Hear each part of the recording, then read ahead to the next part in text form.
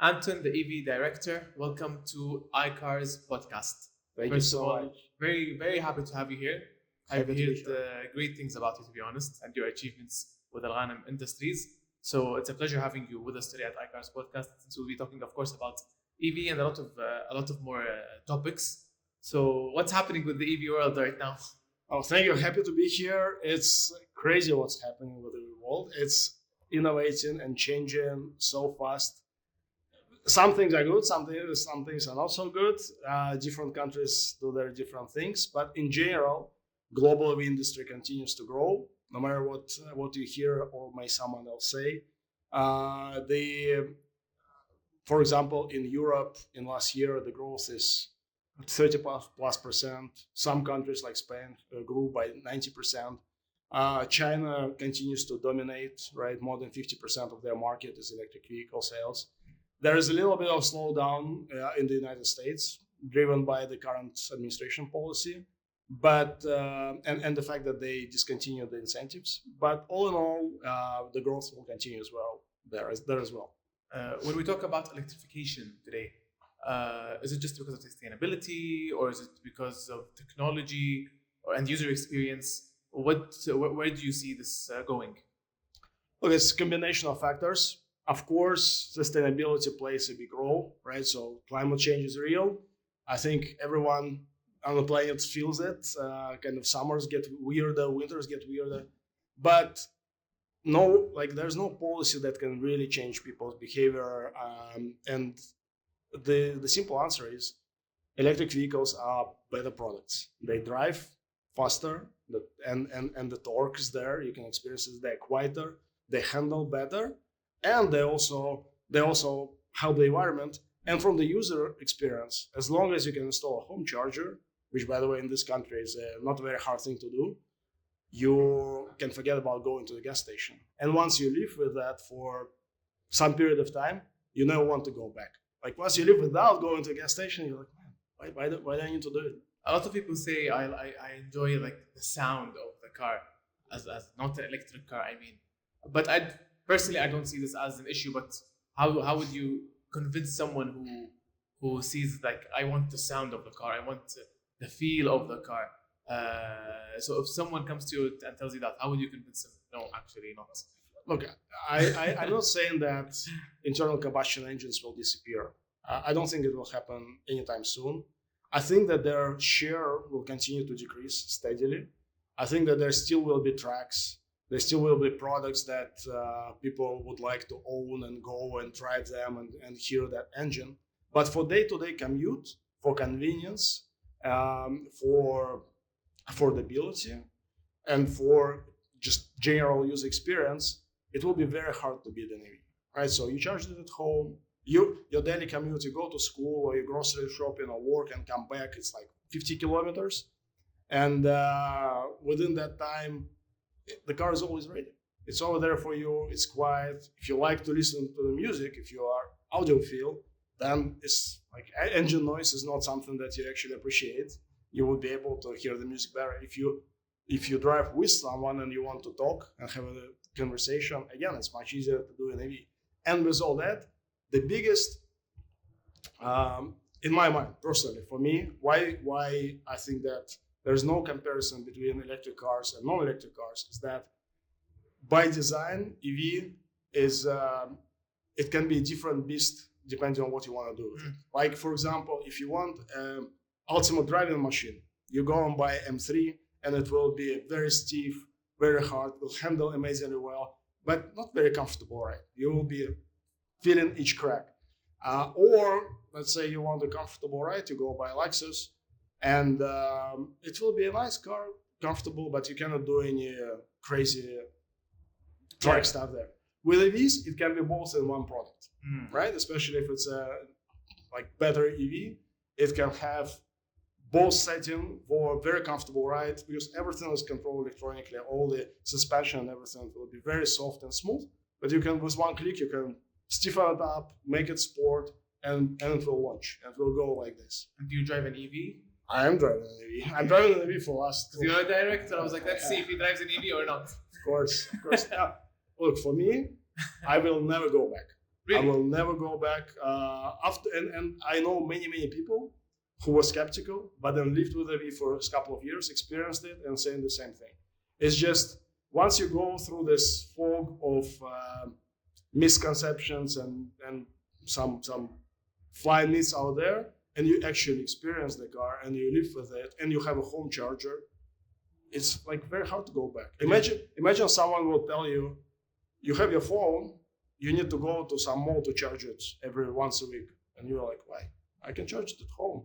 And same with the car. You get so used to this experience that you will never want to go back. And you've been driving an EV for how many, a year or two? No, like I think I have been driving them for last 6 years.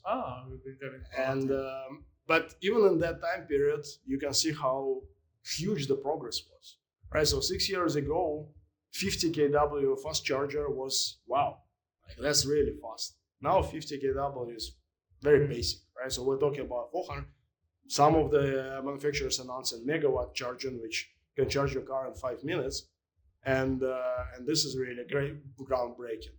And the cars itself, and why I think weight is much better position for EV adoption than, let's say, Europe or US 10 years ago when the transition has started.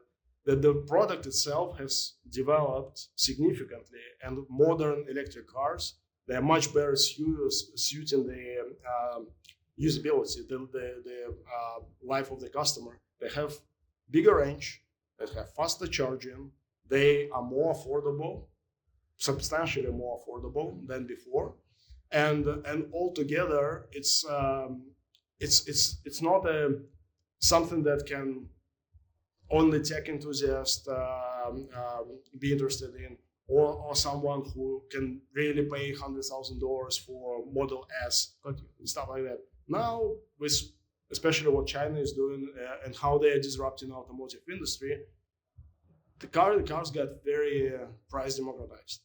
These cars are not, they're in many cases superior features-wise to their internal combustion engine competitors. But at the same time, they are at the same price or sometimes even cheaper, offering incredible value to the consumer. And so now you're usually charging at home, right? I'm, for one, don't have a home charger yet. Okay. Yeah. So and this is why I was so passionate about launching fast charging network in Kuwait. And I have spent quite a bit of time within our organization lobbying it, and finally. As you know, we've launched Bark. Yes. Right now, it's the fastest charging. We only have one location, but it's the fastest charging location in Kuwait.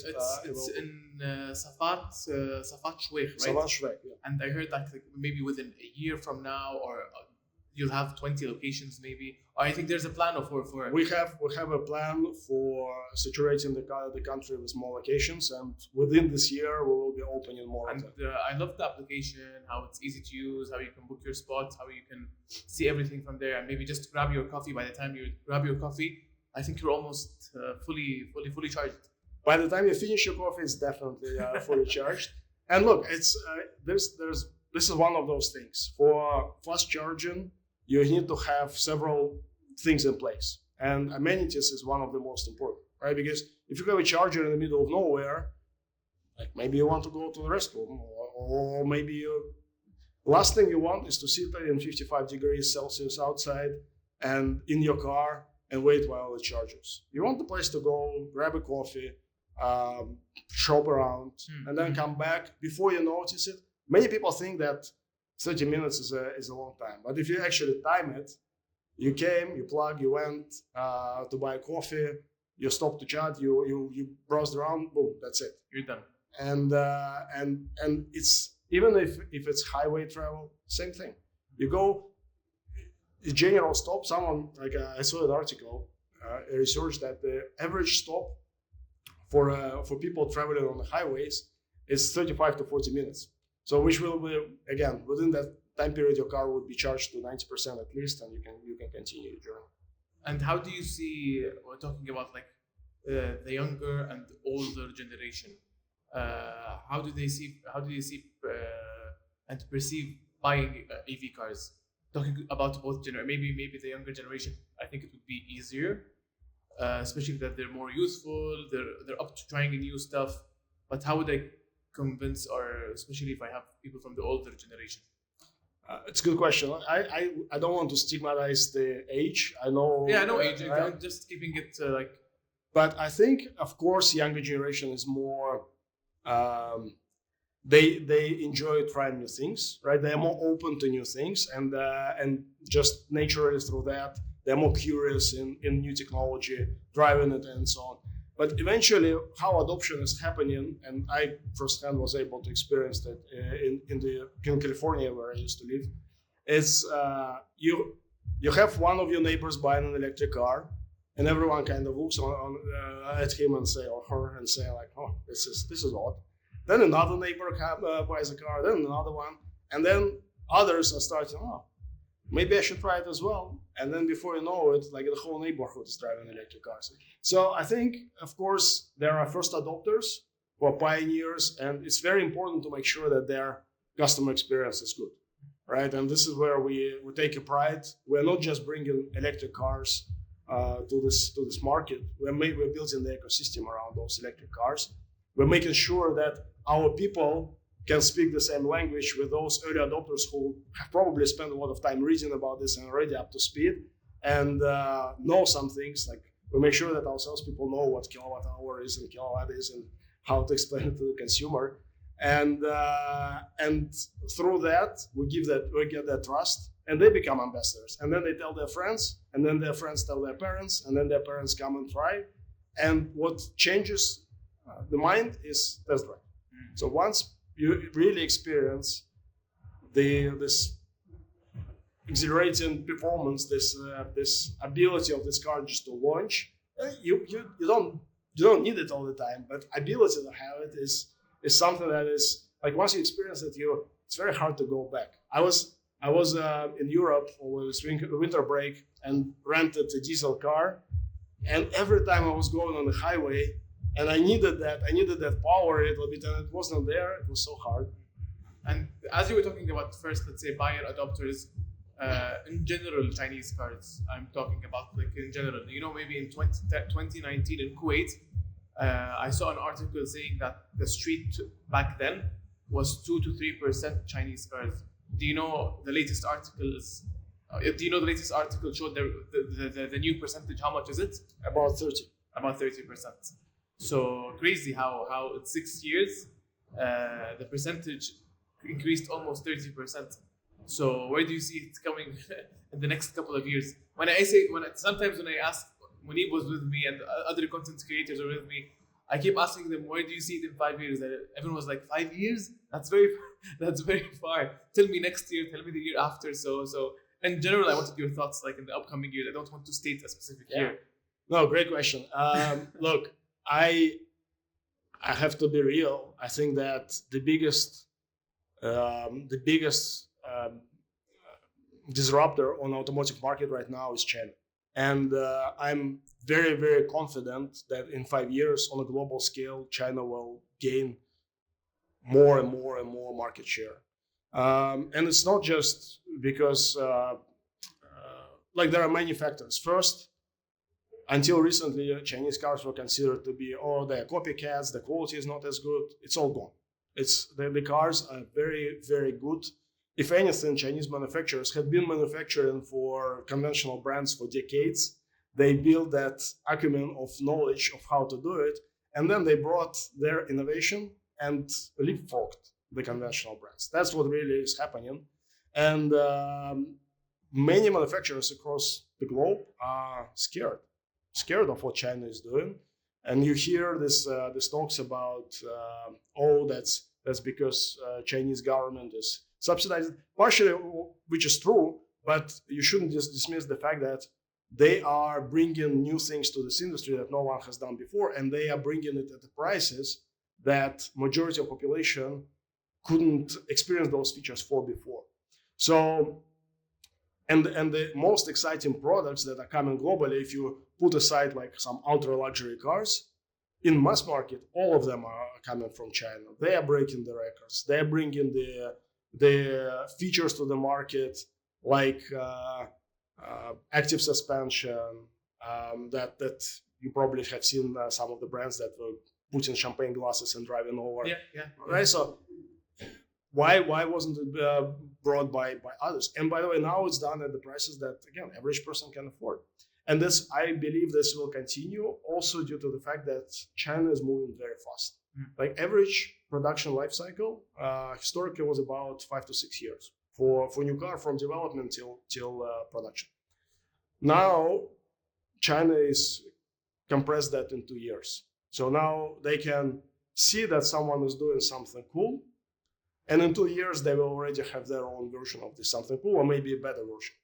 Conventional manufacturers still struggling with that a lot, and this is why we'll see more and more innovation, more and more features are going to come from Chinese market. And this, at the same time, this adoption, this mindset shift that it's okay to buy a Chinese car, right? So that it's no longer, that stigma will go away.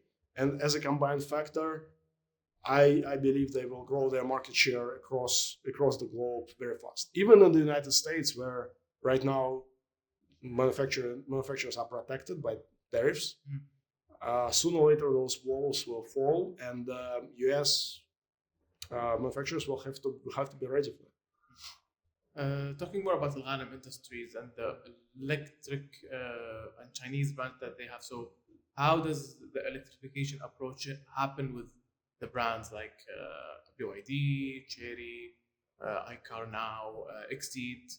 I hope I didn't miss any automotive. We have Cadillac as well. We have Lotus. Almost every brand. Whether it was Chinese or almost every brand will have an electric offer. Captiva, plug-in hybrid also. If you talk about Alghanim Industries in general, for us it was a strategic bet, right? So that came all the way from the chairman, Mr. Qutaiba, where we made the decision that we are not going to sit and wait until this market develops and react. Instead, we'll try to build this market. And as a chain of events since then, we've brought and acquired some of the best brands globally available right now in this space, and we are introducing them to the market. And not just, again, as I mentioned, not just introducing a car for person to buy, but we value our value proposition that we are the organization that people can trust. Like for us, customer service it's very, very important. After sales, parts availability, and also the whole customer journey. Like we don't want to give you the car and say, all right, you figured out how you're going to charge it. You buy an electric car from us, we install a home charger at your location. If you cannot install a home charger, we're building a public charging infrastructure, right? So we understand what needs to happen for this industry to grow, and actively doing it. And that's the plan. And hopefully the customers will see that and trust us and try the products that we bring to the market and love them and buy more of them. Hopefully. I want to simplify terminologies for people because a lot of people asking me about what's the difference between EV, REEVs. So I just want to talk more about what's the difference between them. Is the REEV, is it an electric? Is it do you have to put fuel? Great question. And I think these are the basics that general population would definitely benefit if they understood, because I agree it's very confusing. And there are different characterization, and you hear this PHEV, HEV. There are more. Yeah, exactly. Right. So I want to know, now it's REEV, or in some cases it's EREV, right? Yes. So let's try to simplify it. And look, I will be talking high level. There may be some specifics, but I don't want to go into it. It all started with hybrids, which in short are called HEV, hybrid electric vehicle. Essentially, it's a car that has a regular gasoline engine and a gasoline tank, and also it has a small battery, but you cannot charge that battery. It all runs on the gasoline. You drive, you pull your fuel into your tank. Gasoline recharges the battery, and you drive that car sometimes on the battery, sometimes on a regular engine. The next iteration of that technology is plug-in hybrid electric vehicle, PHEV, plug-in hybrid electric vehicle. The only essential difference is that now you also have a port to charge that battery. It kind of drives the same way, it will regenerate the battery, but you also can separately charge the battery and just drive on that battery without using your gasoline, which, especially if your driving distance are relatively short and you have a charger, it makes it cheaper, right? So you start saving money on that experience, and driving on the battery. You also get some of the experience driving an EV, all these features that I said, like quietness, torque, and all that. Now, the next evolution of plug-in hybrid is extended range, or range extended, whatever you call it. The main difference is that your battery gets bigger and your engine gets smaller, and you only use your engine to regenerate the battery. You no longer drive on that engine. All the time you drive on the battery, and now you still get the benefit of longer range, like 1,400 kilometers, like depending on different products. But you now drive it like an electric vehicle, and it's very pleasant. And then the final stage is battery electric vehicle, when it's just the battery and electric motor. There's no gasoline involved at all. You only charge your car and you drive it. Now the benefit, that we all understand the drawback. The range anxiety is still there. The ranges for electric cars are still could be longer, and that's where the industry is going with new technology, solid state, and faster charging. But the benefit of those cars is that, again, as long as you are able to charge it somewhere conveniently, now you are saving on maintenance, because the car itself is much simpler. It has, like, on average 2,000 less moving parts than your internal combustion engine, and all those moving parts, they break. So if you don't have it, the car breaks less. You don't have any oil, so you don't need to do oil change. Your maintenance visits are not as compressed, and they are also more affordable. And again, now you're getting the full benefit of driving an electric car with its speed and comfort and handling and sound and so on.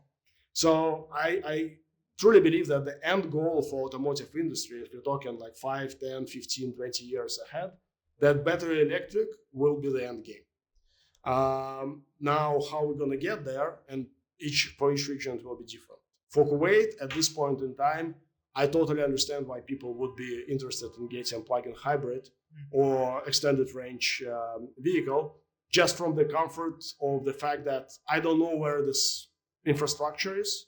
It's still up and coming, and I want to have comfort to go somewhere, go to Saudi, go to Bahrain, go to Qatar, and use gasoline as a main driving point, which is fine. But once those people who drive plug-in hybrids and extended ranges, they experience those cars, understand that 95% of the time they drive just on the battery, and they now are forced to charge it every day. But on fully battery electric vehicle, they will not need that to do that. They will need to charge it once a week or once every 2 weeks. Again, that's the it makes it easier, and the shift will happen next. And that's what many manufacturers see also as an end goal. But definitely hybrid technology is a transitionary technology that will significantly help adoption of markets like GCC. So basically, based on your need, you will get the electric car, like a hybrid, depending on what you see that fits your need. And we have now a lot of types that you can basically that caters your need. Absolutely. It's again, none of them are good or bad or worse or better. All depends. It's what you as a customer think is more important for you. If you have multiple cars in your household, there's no reason for you, and you have access to home charger. In my mind, there's no reason for you not to have fully battery electric car, because for your day-to-day commute, you can absolutely use battery electric car for the maximum potential. It will be easy and you will enjoy the drive. And for, let's say, longer commutes where you need to go cross-border, you can still use your other car. If you have your only car and you think that this is your main means of transportation, totally, I would probably consider extended range vehicles right now, because again, this is the newest technology in hybrid technology, and it works exceptionally well based on my experience.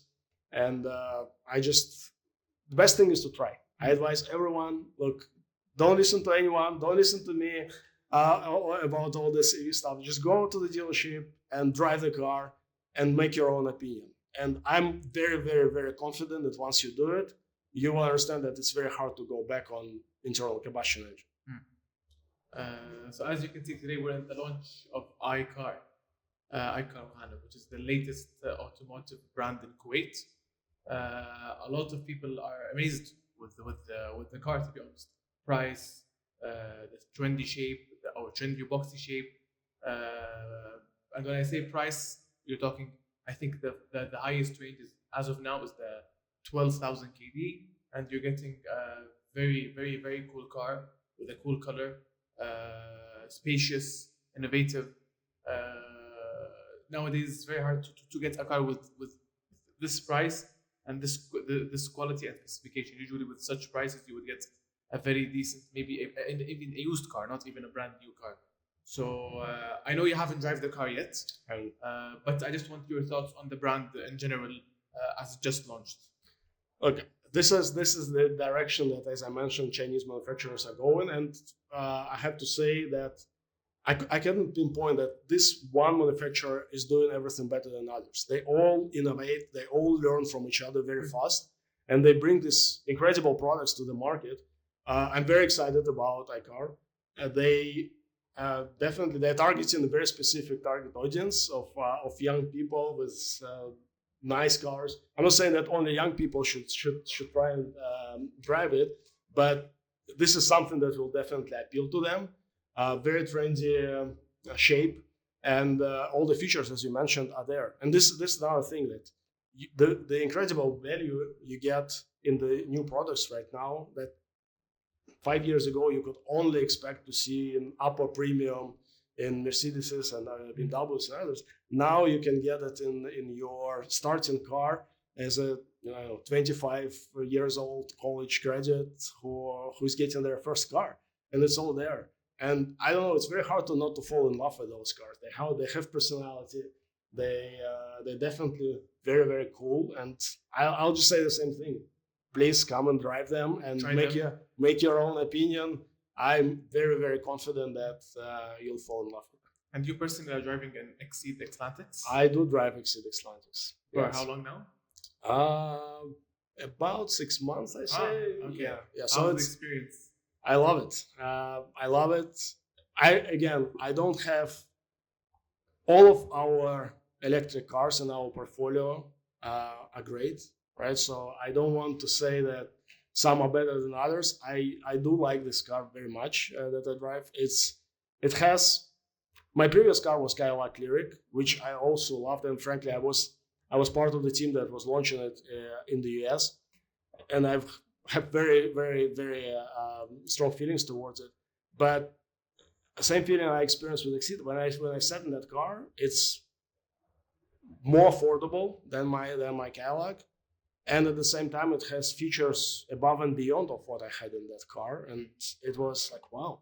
And it drives great, and it's fast too. And it does like 3 seconds something to 100. Yeah. So and at the same time, as I said, there are modes. I'm not necessarily. I don't like to drive like super aggressive, super sporty. Sometimes, obviously, you need to do it, but in general, I prefer comfort. And with that car, you can drive comfort. But if you want to be aggressive, you also can, like sport button. And it's not some gimmicky sport button that just makes your lights red. No, you really feel how your car stiffens up, and now when you press the pedal, it launches. So those things are only EVs can offer them. So the electric market is very exciting, especially in the upcoming years, hopefully in Kuwait. It's definitely heating up. So 2 years ago, when I joined the company and I asked for the first analysis of the market, I think in total about 250 cars, electric cars, were sold by the end of 2023. 250. And we were setting our strategies, our plans, and we had a lot of discussions about what are the right numbers by the end of 2025. And we set a number that very few people really believed in at that time, because it was almost 10 times more than that 200 number. And they were asked, like, what must happen for this market to grow 10 times in 2 years? And now that number was beaten this year. So this year, our estimate was 2,200. So it's higher than the number we initially set. And we're here. And from here, we think it will go up and up and up because the interest is there, the products are here, and more of them, and they are answering customer needs. The infrastructure is being built up. People are getting more confident and comfortable with trying these products.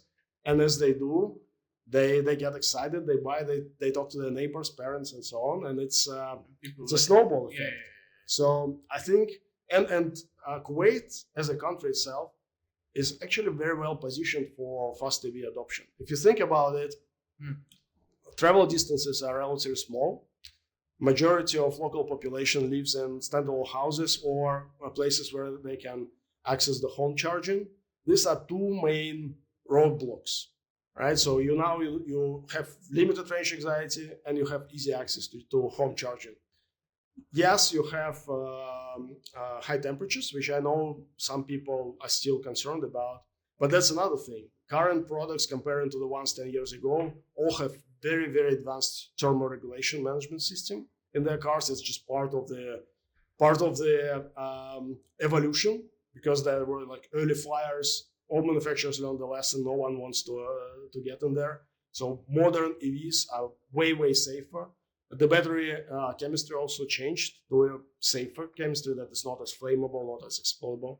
And now these cars can withstand high heat. Like with BYD, we've done a summer test before launching it, and all of the cars performed. BYD as the whole brand, or I mean the Denza? At that time, it was. I know that they tested Denza as well, but at the time before launch of BYD a year ago, Denza was not there yet. We brought the whole portfolio ahead of us launching it, and during the July-August times, we have driven them under the sun, and I think the team has a video. There are sensors all over, sensors on people, sensors on cars. They were testing and checking the temperatures, how AC is working. It was insane. It was crazy. They dispatched BYD dispatched about 30 engineers to here, because this is like as hot as it gets, tested, and all cars performed according to our expectations. So we are very confident in the products that we're bringing in, and we know that they work on this market.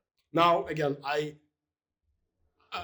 there's an elephant in the room, is that during high temperatures, your range will drop. And this is something that we also work with our salespeople to make sure they educate consumers, because during hot period, your thermal management system, the battery management system, it spends energy on cooling the battery, so it takes it from the battery itself.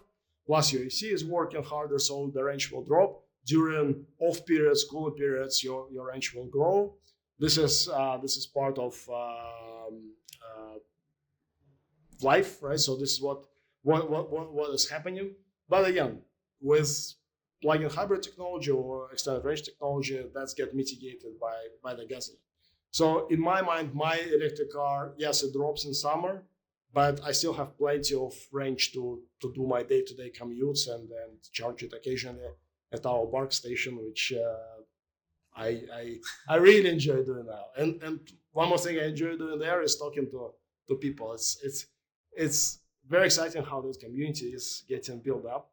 Like you go there, you see someone charging, you start talking, you check their cars, they check your cars, and it's you're building something special there. I loved one thing you talked when you said about how you were testing the BYD, or how they tested the Denza, the extreme heat that we have in Kuwait, especially in June, July, August, September. So I love how the Chinese brands are actually adapting to GCC climates. Not everyone does that, but doing this extra mile gives the people more trust to buy the car. And to be honest, when I visited China in July or August, I forgot exactly which month, we did a coverage for the Denza V8 and V5. So they showed us like how they are now, how the AC is working, how how they adapted the the car to Kuwait standard or the GCC standard in general? How previously it wasn't like that. You are absolutely spot on. And this is what made me, as we were talking before the podcast, an interesting factor that might actually make me consider Adenza. I think you are spot on that. On Chinese manufacturers are going extra mile to prepare for this market. I've seen that firsthand. We know we have discussions with manufacturers saying like, why are you not bringing this car sooner to this market? And most likely the answer is because they need a little bit more time to prepare for these specific conditions. And a word of caution for people who buy cars directly from China, because we know that those are there. Those cars may not be well prepared for the environment in this country, and you may experience some issues with them down the road. But we are very, very confident with the ones that we are bringing, because we saw it and we know exactly what manufacturers are doing to prepare them. And I love the trust today people are having with such cars, whether it was the Denza or another car. When we came back from China, when we were in the plane, we knew people who booked the car, Kuwaitis who were coming back with us from China, who booked the car without even trying it. They saw social media coverages, they saw the specs, they saw how well designed it is, and they did a great job on it. Same thing, by the way, with the iCAUR. When people knew that the iCAUR was coming, and it was and the dealership is Alghanim Industries, people already started pre-booking, although they haven't tried the car. So they've seen some coverage of iCAUR before Alghanim took the dealership from other content creators, whether it was from Kuwaiti people or people in general abroad.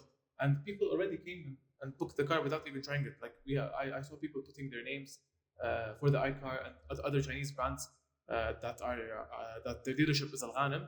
So it's interesting to see such cars, electric cars, hybrid, plug-in, whatever it was, being booked, and they haven't even tried it. And you were telling me that sometimes, okay, if you're not convinced, try it. But people took it without even trying it. So how is this trust being given to such people? You're not, even if you're paying 12,000, 15, 20, whatever the amount was, anything above 10,000 is whatever the amount was. It's you're still paying something.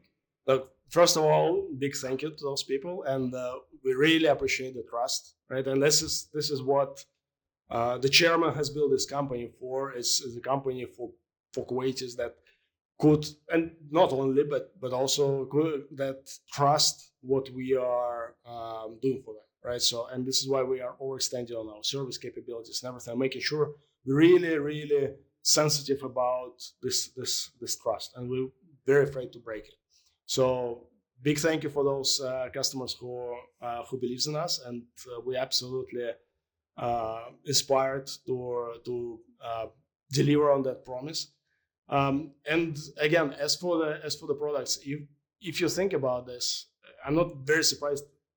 All the wow things lately, if you think about what are those features that make people say wow in the last couple of years, and which products they came from, most likely they all go from one country, right? So it's a flying car, it's a swimming car, it's this and this, it's a jumping car, right? And some of them may feel gimmicky, but then those features are getting translated into like jumping car gets translated into active suspension, that you drive on the road and it doesn't feel any bumps. So it becomes actually quite useful. I'm